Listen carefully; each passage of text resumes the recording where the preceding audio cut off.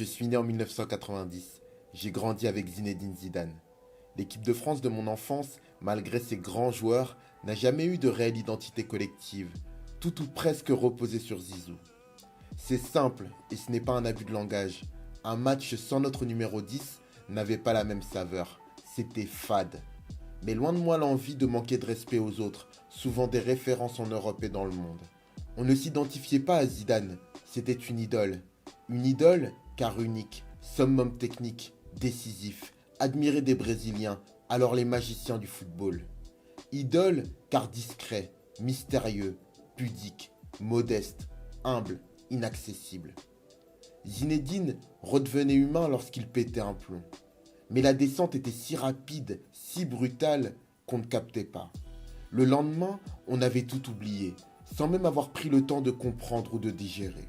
Est-ce qu'on lui en voulait? Non, c'était Zidane. Et en fait, j'estime qu'on avait bien raison de ne pas lui en vouloir, nous les supporters. Il nous apportait tellement, et puis au fond, le football ce n'est qu'un sport, qu'un jeu.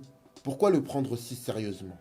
Quant à ses coéquipiers, ses compagnons, peut-être ont-ils eu raison de lui en vouloir. Sans doute, probablement.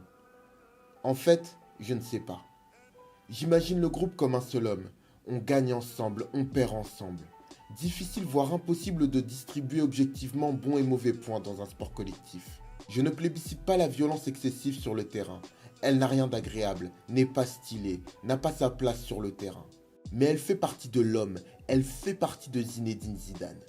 Sans ce caractère, peut-être pas autant de magie, on ne le saura jamais. Et ça n'a pas de sens ni d'intérêt de retirer une partie d'un homme. Elle fait partie de lui, elle est un élément qui compose son tout.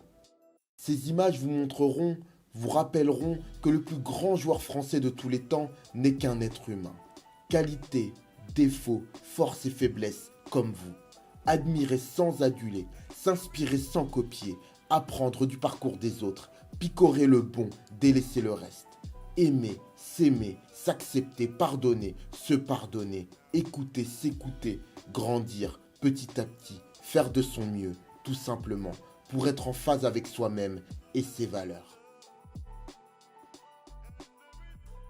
Vous allez me lâcher, les nains, puisque je vous dis que je suis Doraemon. Je vous ai jamais vu, moi.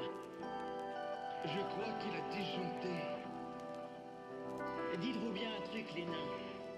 Si j'avais vraiment été votre prof, je vous aurais sûrement appris ceci. Quand on se met soi-même dans le pétrin, on se démerde tout seul pour en sortir.